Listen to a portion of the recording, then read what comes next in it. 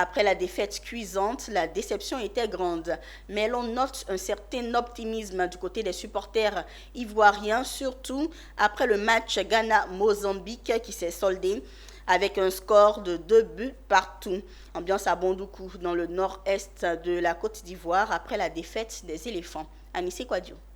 Le village Cannes de Bondoukou est bondé de monde pour ce troisième et dernier match de poule des éléphants de Côte d'Ivoire.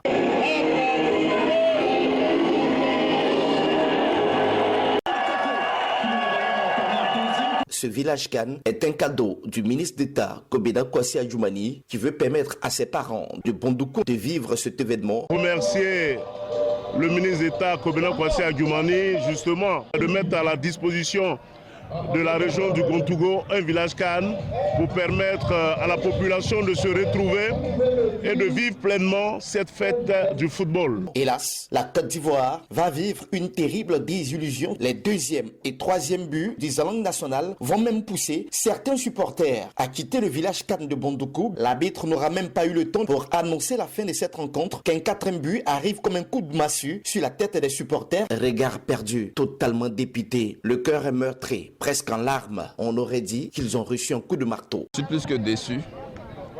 On avait tellement cru en cette équipe qu'avec tous ces investissements qui ont été faits par le président de la République, je pense qu'on ne méritait pas ce résultat-là. Je suis vraiment découragée de ce qui s'est passé ce soir. Les éléphants m'ont vraiment découragée. Oh, je ne sais pas quoi dire, mais je suis tellement découragée. Les éléphants ont été humiliés. Cette défaite cuisante de nos pachydermes ramène encore au centre des débats l'absence de Wilfried Zaha. Wilfried Zaha avait effectivement sa place dans cette équipe.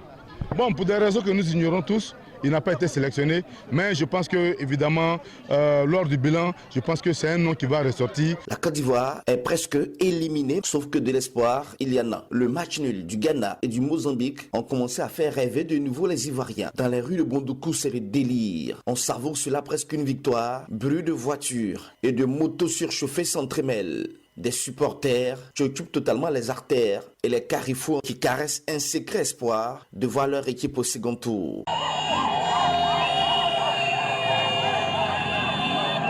On sera bien qualifié.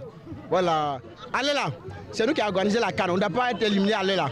Tu vois, non? Pour les organisateurs du village Cannes, que la Côte d'Ivoire soit éliminée ou non, les installations resteront afin de permettre aux autres communautés, la CEDEAO, de vivre l'événement. C'est la Cannes de l'hospitalité. Même sans la Côte d'Ivoire, on est obligé d'aller au bout parce que nous, notre village Cannes, c'est que c'est un village de cohésion.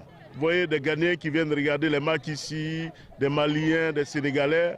Et pour eux, on est obligé d'aller jusqu'au bout. L'espoir est né dans le cœur des habitants de Bondoukou. Espèrent que leur équipe nationale ne sortira pas de sitôt de l'organisation de cette CAN à domicile qui invoque les grâces et les faveurs du ciel